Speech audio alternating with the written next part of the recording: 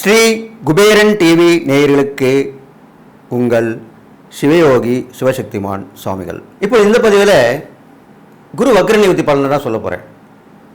அதில் பார்த்தீங்கன்னாக்கா குரு பயிற்சி ஆகிடுச்சு, அது இப்போ வக்ர நிவர்த்தி ஆகிருக்கு.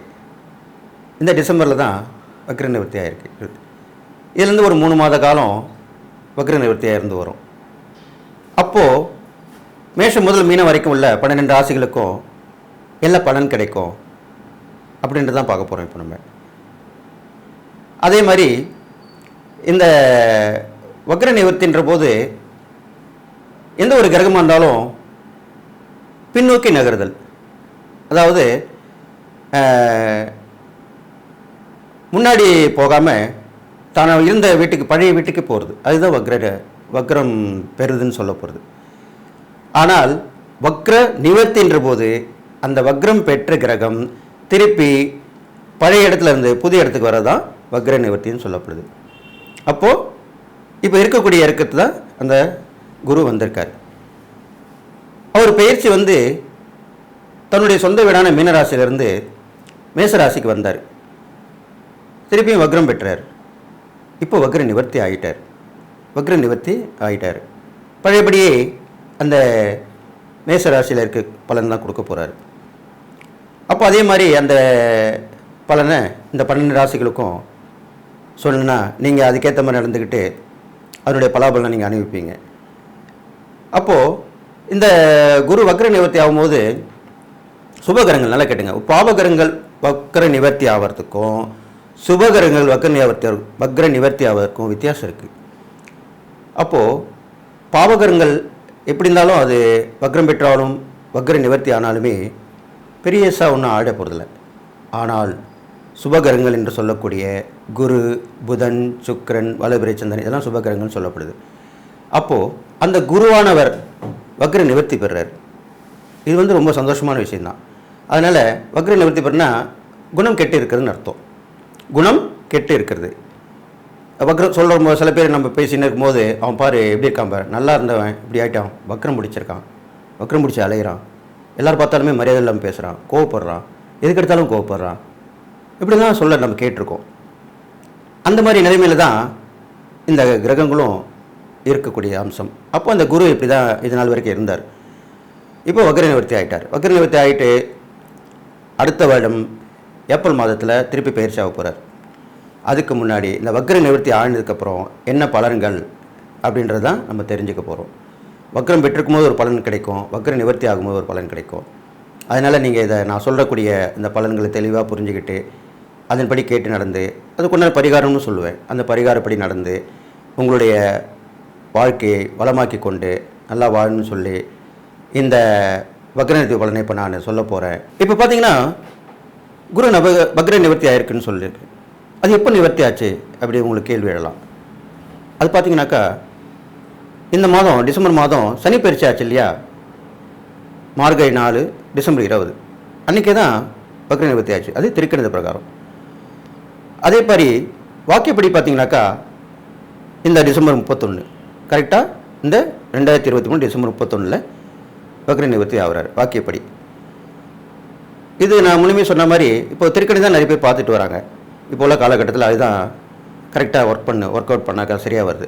இருந்தாலும் சில விஷயங்கள் நம்ம எந்த ஒரு விஷயமா இருந்தாலும் கோயிலுக்கு போய் பரிகாரம் பண்ணுறது, கோயிலில் தான் போய் நம்ம ஒரு பயிற்சியை விழா எடுத்து நடத்துகிறோம், எல்லாமே ஒன்றிணைந்து பண்ணுறது கோயிலில் தான். அப்போ அந்த கோவிலில் வாக்கியப்படி தான் பண்ணிட்டு வராங்க. அதனால் இது நீங்கள் சரி பண்ணிக்கலாம். எப்படி இருந்தாலும் டிசம்பர் 31 வச்சுங்க. டிசம்பர் 31 வக்ர நிவர்த்தி ஆகிறார். வக்ர நிவர்த்தி ஆகிட்டால் பழைய பலனை கொடுக்க போகிறார். நடுவில் வக்ரமாக இருந்தவர் வக்ர நிவர்த்தி ஆகி பழைய பலனை கொடுக்க போகிறார். அது ஜனவரி 1 கிட்டத்தட்ட ஒரு 3 மாத காலம் கொடுப்பார். ஏப்ரலில் தான் அவர் குரு பயிற்சி வருது. அது வரைக்கும் இந்த 3 மாத காலம் இந்த வக்ர நிவர்த்தி பலனை கொடுக்க போகிறாரு. அதனுடைய பலன் தான் இப்போ நான் சொல்ல போகிறேன். மிதுன ராசியை பற்றி சொல்ல போகிறேன். இந்த மிதுன ராசி நேயர்களுக்கு இந்த குரு வக்ர நிவர்த்தியால் என்னென்ன பலன்கள் ஏற்படும், அதுக்கு உண்டான பரிகாரங்கள் என்ன, எப்படி இந்த காலத்தை அவங்க கடத்திட்டு போகணும் அப்படின்றது தான் சொல்ல போகிறேன். அதை நீங்கள் கவனமாக கேட்டு நடந்துக்கணும்னு சொல்லிட்டு இப்போ என்னோடய குரு நான் வணங்குறேன். ஓம் குருப்யோ நம. நற்பவி நற்பவி நற்பவி. ஓம் காஞ்சிவாசாய வித்மகே சாந்தரூபாய தீமகே தன்னோ சந்திரசேகர பிரச்சோதயாத். என்னோட ஆத்மா நம்ம காலை வணங்குறேன். ஓம் காளிகாசாய வித்மகே மசான வாசின்ன தேமிகே தன்னோ அகோர பிரச்சோதயாத். மிதுனராசிக்காரங்களுக்கு எல்லா வகையிலுமே ஏற்றமாக தான் இருக்க போகுது. குரு இப்போது வக்ர நிவர்த்தி ஆகிட்டார். பழையபடி உங்கள் ராசிக்கு 11 இடத்துக்கு வந்துட்டார். லாபங்கள் தான், எதை தொட்டாலும் லாபம்தான். பொதுவாகவே இந்த 2024 மிதுன ராசிக்கு ஓஹோன்னு இருக்க போதுன்னு தான் புத்தாண்டு பலன்களையும் சொல்லியிருக்கேன். அதே மாதிரி தான் இந்த குருவும் இப்போது இந்த டிசம்பர் 31 வக்ர நிவர்த்தி ஆகிட்டார். உங்களுக்கு ஜனவரி 1 நல்ல பலன்கள் தான் ஏற்பட போகுது. அந்த குருவால் எல்லா விஷயங்களும் உங்களுக்கு வெற்றியை கொடுக்க போகுது. நினைச்ச வேலை கிடைக்கும், படிப்புக்கேற்ற வேலை கிடைக்கும். அது இல்லாமல் உத்தியோக உயர்வு, ஊதிய உயர்வு இதெல்லாம் கண்டிப்பாக நடக்கும். ஏற்றுமதி இறக்குமதி ரொம்ப சிறப்பாக இருக்கும். விரும்பிய இடமாற்றம் ஏற்படும். இது முக்கியமானது. இந்த மிதுன ராசிக்காரங்களுக்கு விரும்பிய இடமாற்றம் கண்டிப்பாக ஏற்படும். அது உத்தியோகம், தொழில், வியாபாரம் அல்லது வீடு மாற்றம் எப்படியாக இருக்கலாம். அந்த விரும்பிய இடமாற்றம் கண்டிப்பாக ஏற்படும்.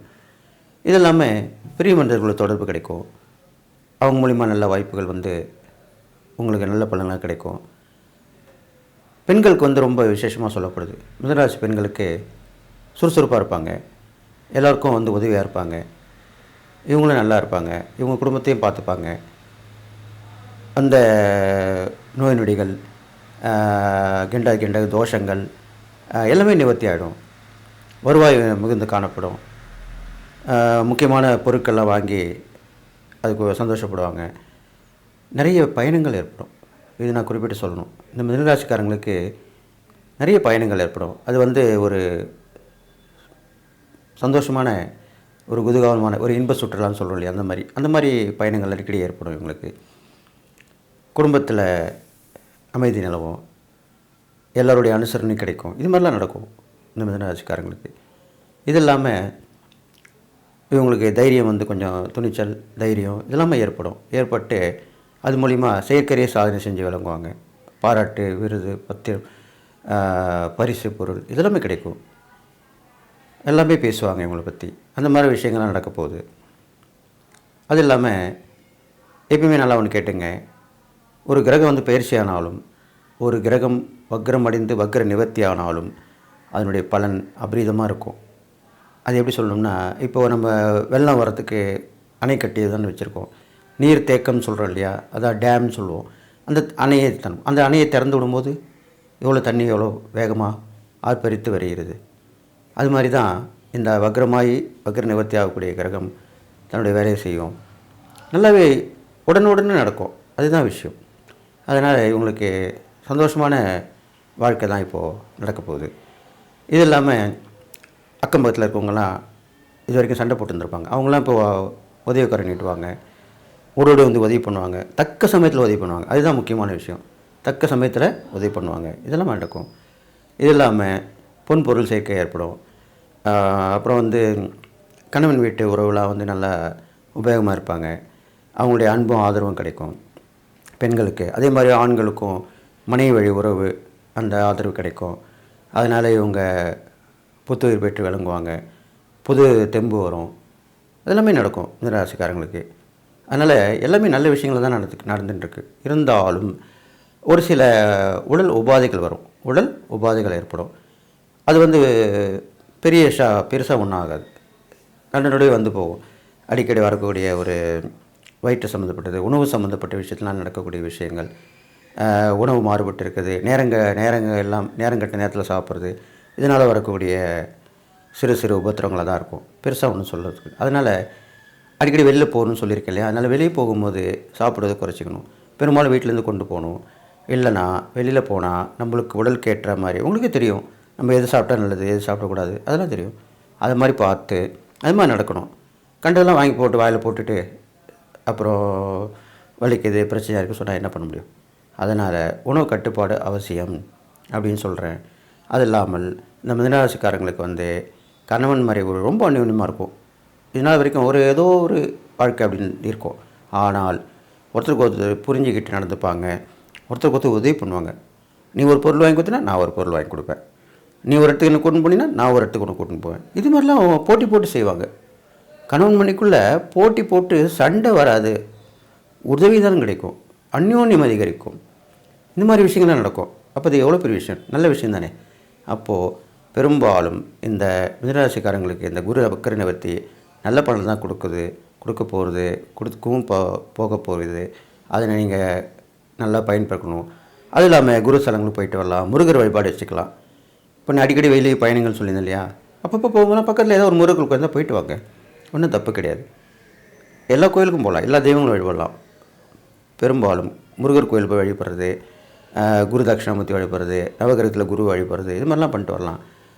இதுவும் இல்லாமல் குருன்றது யார், நம்மளுக்கு சொல்லிக் கொடுத்த ஆசிரியர். அவங்கள சந்தித்தா அவங்க உங்கள் வீட்டுக்கு பக்கத்தில் இருந்தாங்கன்னா அவங்கள போய் பார்த்துட்டு வரலாம், அவங்கள வணங்கி அவங்களுக்கு தேவையானதெல்லாம் உதவி செய்யலாம், அவங்க மனசு சந்தோஷப்படுற மாதிரி நடந்துக்கலாம். இதெல்லாம் பண்ணி நல்லது. இந்த மிதுனராசி குழந்தைகள்லாம் வந்து நல்லா முன்னேற்றமாக இருக்கும், கல்வியில் கண்ணும் கருத்துமாக படிக்கும், நல்ல விஷயங்கள்லாம் அறிவு வளர்ச்சிக்கு தேவையானதெல்லாம் அது கேட்டு நடந்துக்கும். அது மாதிரி அதுவே சுய முன்னேற்றத்தோடு இருக்கும். அதெல்லாம் பார்த்து நம்ம சந்தோஷப்படுவோம். அது மாதிரி தான் இந்த மிதுனராசி குழந்தைங்களுக்கும் நடக்க போகுது. இது இல்லாமல் நிறைய தொழில் வியாபாரம் பண்ணுறவங்க பெரும்பாலும் இந்த மிதுனராசிக்காரங்க தான் இருப்பாங்க. அவங்களுக்கு எல்லாமே நல்லது இருக்கும். விட்டதை பிடிப்பாங்க, இழந்தது மீண்டும் வரும். டவுன் ஆகிடுச்சு அப்படின்னு கவலைப்பட்டவங்களுக்கு இப்போது முன்னேற்றமாக இருக்கும், டெவலப்மெண்ட் வந்துடும். ஆஹா பரவாயில்லையே அப்படின்ட்டு அவங்க நல்லா நடை போட்டு நடத்து எல்லோரும் முடியும் ஜாம்னு வருவாங்க, ஒரு வளம் ஒரு சுற்று வந்துடுவாங்க. அந்த மாதிரிலாம் நடக்கும். இதெல்லாம் மிதுனராசிக்காரன் கண்டிப்பாக நடக்க தான் போகுது. அதெல்லாம் இது மாதிரி பண்ணிவிட்டு வாங்க. இது இல்லாமல் நல்லா கேட்டுங்க. எப்பயுமே மிதுனராசிக்கு வந்து எல்லா விஷயங்களுமே அவங்களுக்கு வந்து டபுள் அப்படி சொல்லுவோம், 2 வகை அப்படின்னு சொல்லப்படுது. மைண்டும் டபுள் மைண்டடாக இருக்கும், 2 விதமான எண்ணங்கள் வரும், 2 விதமான வருவாய்கள். இது வந்து பொதுவாக மிதுனராசிக்கு உரிய குணாதிசயங்களில் இந்த 2 வித வருவாய் கண்டிப்பாக வரும். ஒன்று வேலைக்கு போயிருப்பாங்க, இல்லைன்னா தொழில் மூலிமா வருமானம் பண்ணுவாங்க, இல்லைன்னா தொழில் பண்ணிவிட்டு பார்ட் டைமாக ஏதாவது ஜாப்புக்கு போவாங்க. ஏதோ ஒரு வகையில் வருமானம் வரக்கூடிய அமைப்பை அவங்க உருவாக்கிக்குவாங்க. அப்படிப்பட்டவங்க தான் அந்த மிதுனராசிக்காரங்க. அதே மாதிரி தெய்வங்கள் வழிபாடு கூட பாருங்கள், அந்த கணவன் மணியாக உள்ள ஜோடியாக இருக்கிறது, சிவன் பார்வதி, சிவன் சக்தி, பெருமாள் தாயார், முருகர், வள்ளி தேவனை, இது மாதிரிலாம் சேர்ந்து அவங்கள வழிபட்டு வந்தால் ரொம்ப விசேஷமாக சொல்லப்படுது. பெரும்பாலும் வந்து சீனிவாச பெருமாளை வந்து இவங்க வழிபட்டு வந்தாங்கனாக்கா எல்லாமே நலம் பெற்று வாழ்வாங்க. இவங்களுக்கு எல்லாமே தானாகவே தேடி வரும். இது மாதிரி ஒரு அமைப்பு இருக்குது. இது மாதிரி பட்டு நடந்துக்கணும். இருந்தாலும் கொடுக்கல் வாங்கலும் கொஞ்சம் கவனமாக இருக்கணும். பணம் கொடுக்கல் வாங்கலும் கொஞ்சம் கவனமாக இருக்கணும். ஏன்னாக்கா இவங்க நிறைய இருக்குது இது இருக்குதுன்னு சொல்லிட்டு அகலக்கால் வச்சு நிறைய பேருக்கு யாருக்கு கொடுக்கக்கூடாதோ அவங்களுக்கு கொடுத்துருவாங்க. அதனால் கொஞ்சம் பிரச்சனை வரும். அதே மாதிரி செலவுக்கு பார்த்து பண்ணணும். வீண் செலவு பண்ணாமல் அந்த செலவை நல்லா யூஸ்ஃபுல்லாக நல்ல உபயோகபூர்வமான ஒரு பொருளை வாங்கி குவிக்கிற மாதிரி அந்த பணம் அந்த இடத்துக்கு அந்த செலவுக்கு போகணும். அப்போ தான் நல்லது இருக்கும். என்ன தான் நம்ம நல்ல நேரம் வந்துட்டால் கூட அதை நம்ம பயன்படுத்திக்கிற விதத்தில் தான் இருக்குது. அதனால தான் இவ்வளோ இதாக சொல்லிக்கிட்டு இருக்க வரங்களுக்கு. அது இல்லாமல் நல்லா கேட்டுங்க, கடற்கரை ஓரம் உள்ள கோயிலுங்களுக்கெல்லாம் போயிட்டு வாங்க. அது ரொம்ப விசேஷம் சொல்லப்படுது. அதெல்லாம் நல்லது நடக்கும். இது இல்லாமல் நிறைய வகையான பழக்க வழக்கங்கள் ஏற்படும் உங்களுக்கு. அதனால் வெளியில் சுற்றிட்டே இருக்கீங்க இல்லையா, அடிக்கடி நிறைய பழக்க வழக்கங்கள் ஏற்படும். அதில் யார் நல்லவங்க யார் கெட்டவங்கன்னு பார்த்து அதை உணர்ந்து நடந்துக்கணும். அவங்களோட ரசிச்சு வச்சுக்கலாம். யாரோட நம்ம நட்பு பாராட்டணும் அவங்க நட்பு பாராட்டலாம். இல்லை இவங்களுக்கு கொஞ்சம் சரியில்லை அப்படின்னா நம்ம கொஞ்சம் விட்டு விலகிடலாம். இது மாதிரிலாம் பண்ணிட்டு வரணும். யாரையும் வந்து எடுத்துருந்து பேசுகிறதோ இவங்க பொதுவாகவே கொஞ்சம் வேம்பு வீராப்பு கொஞ்சம் மதிக்காம குணம் இது மாதிரிலாம் இருக்கும். இதெல்லாம் கொஞ்சம் குறைச்சிக்கிட்டு நடக்கணும். அதுதான் முக்கியம். இப்போது நல்லா இருக்குன்னு சொல்லியிருக்கேன். அதனால் நீங்கள் தலைக்கு மீறி போனீங்கன்னா உங்களை பார்த்துட்டு பொறாமைப்படுவாங்க, உங்களுக்கு ஏதாவது கெடுதல் பண்ணணும்னு நினைப்பாங்க. அதனால் நிதானமாக இருக்கணும். எது வந்தாலும் நல்லது நடந்தால் கூட ரொம்ப பகட்டு இல்லாமல் முதல்ல இருந்த மாதிரி இருக்கணும். கரெக்டாக கொஞ்சம் கொஞ்சமாக முன்னேற்றம் கொண்டு வரலாம். திடீர்னு ஒரு முன்னேற்றத்தை பண்ணக்கூடாது. இது மாதிரிலாம் பண்ணிட்டு வந்தீங்கன்னா இந்த மிதுனராசிக்காரங்களுக்கு பகட்டான வாழ்க்கையை விட கொஞ்சம் பயனுள்ள வாழ்க்கையாக நீங்கள் வாழணும் அப்படின்னு தான் சொல்கிறேன். இது மாதிரி பண்ணிட்டு வந்தீங்கன்னா இந்த மிதுனராசிக்காரங்களுக்கு இந்த குரு வக்கர நிவர்த்தியால் நல்ல பலன்கள் தான் ஏற்படும். அது நீங்கள் நல்லபடியாக முயற்சி பண்ணுவீங்க. நான் சொன்ன வழிபாடுகளை தெய்வ வழிபாடு பண்ணிட்டு வந்தீங்கன்னா ரொம்ப விசேஷமாக சொல்லப்படுது. இதில் தான தர்மங்கள்னு சொல்லியிருக்கேன். தான தர்மங்கள் பண்ணும்போது குழந்தைகள் இல்லாமல் இருப்பாங்க பாருங்கள், அவங்களுக்கெல்லாம் வந்து நீங்கள் உதவி பண்ணலாம். அது இல்லாமல் பிள்ளைகளை படிக்கிற ஏழை குழந்தைங்களுக்கு அவங்களுக்கு தேவையான அந்த கல்வி நோட்டு புக்கு பென்சில் இது மாதிரிலாம் வாங்கி கொடுக்கலாம். இதெல்லாம் வந்து ஒரு தான தர்மத்தை சொல்லக்கூடிய விஷயந்தான். இதெல்லாம் பண்ணிட்டீங்கன்னா அறிவு வளர்ச்சி ஆகும், உங்களுக்கு தெளிவான சிந்தனை ஏற்படும். அதுக்காக தான் இந்த மாதிரி சொல்லியிருக்கேன். இது மாதிரி பண்ணிட்டு வரலாம். அது இல்லாமல் உணவு விஷயத்தில் கட்டுப்பாடாக இருக்கணும், இதெல்லாம் பார்த்து தெரிஞ்சு நடந்துங்க அப்படின்னு சொல்லிட்டு இந்த குரு வக்ர நிவர்த்தி உங்களுக்கு கண்டிப்பாக நன்மை தான் செய்யும். ஸ்ரீ குபேரன் டிவியை பார்த்தமைக்கு நன்றிகள். மேலும் இது போன்ற தகவல்களை தெரிந்து கொள்ள ஸ்ரீ குபேரன் டிவியை சப்ஸ்கிரைப் செய்யுங்கள். மறக்காமல் பெல் ஐக்கானை கிளிக் செய்யுங்கள்.